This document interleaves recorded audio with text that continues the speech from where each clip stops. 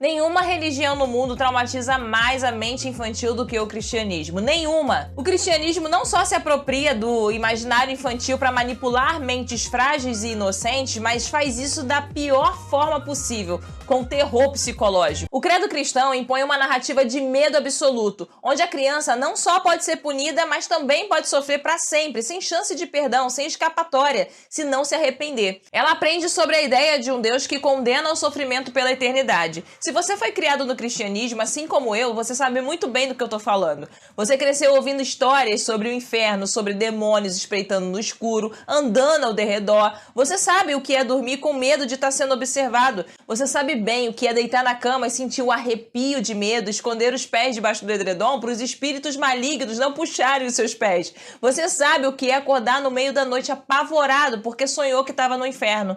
Você sabe muito bem o que é acreditar que um demônio pode te possuir a qualquer momento, sem aviso, só porque você teve um pensamento errado, ou então que o diabo vai se manifestar na igreja e vai te acusar na frente de todo mundo sobre aquele seu pecadinho oculto. Mas sabe qual é o verdadeiro terror de tudo isso? É que esses medos não ficam na infância. Eles continuam assombrando você mesmo depois que você cresce. Mesmo depois que você já nem acredita mais nisso. Mesmo depois que você diz pra si mesmo e sabe que tudo isso é invenção. E existem grandes chances de você agir assim até hoje. Medo de filmes, medo de ruas escuras, de cemitério, de barulhos noturnos na casa. Isso foi o medo do mal que a religião cristã implantou nas suas emoções. E agora eu quero que você me responda uma coisa de forma muito sincera. Se você cresceu desse jeito, por que você deixaria que seu filho passasse pela mesma coisa? Por que você deixaria que seu filho passasse pelo mesmo terror psicológico que te assombrou a vida inteira? Juan Piaget, um dos maiores estudiosos do desenvolvimento infantil, afirmou que crianças pequenas não conseguem diferenciar fantasia de realidade,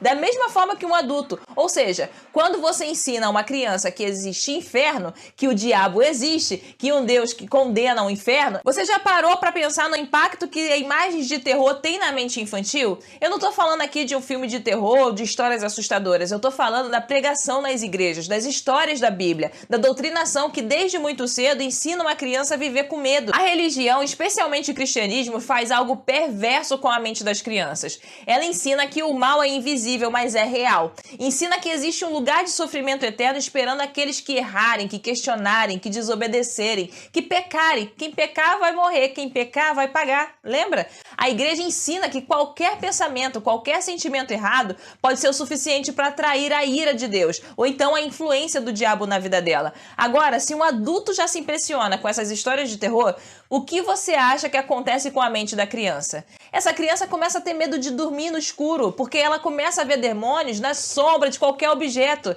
Essa criança passa a ter pesadelos recorrentes, ela sente pavor de trovões e chuvas, até porque muitas são ensinadas de que trovões é Deus bravo e as chuvas é Deus triste com ela por ter feito uma malcriação. Mas tem um ponto principal aqui, que é que ainda existe a possibilidade que essas crianças desenvolvam um comportamento agressivo com outras crianças, porque elas passam a refletir o aprendizado do comportamento punitivo nas outras crianças, que ela considera que estão se comportando mal ou errado, ainda encontrando a justificativa de que Deus briga e castiga, então por que ela não faria o mesmo? Um estudo publicado na revista Desenvolvimento Cognitivo mostrou que as crianças criadas sob forte influência religiosa têm mais dificuldade em diferenciar a realidade de fantasia do que aquelas que são criadas num ambiente secular. Isso significa que quando você conta para uma criança que Deus ou o diabo existem e que estão observando ela realmente acredita nisso. Por exemplo, a paralisia do sono ou terror noturno é uma condição psicológica onde a criança ou o adulto acorda no meio da noite e sente que tem alguma coisa ali sufocando ela, sem nem conseguir se mexer. Ela fica paralisada, sentindo um peso no peito, sentindo que tem algo ruim por perto, mas sem conseguir explicar. E é muito mais comum em pessoas que sofreram estresse pós-traumático, como sentir medo de forças sobrenaturais, por exemplo. Se você passou por isso ou conhece alguém que experienciou isso, sabe exatamente do que eu tô falando aqui.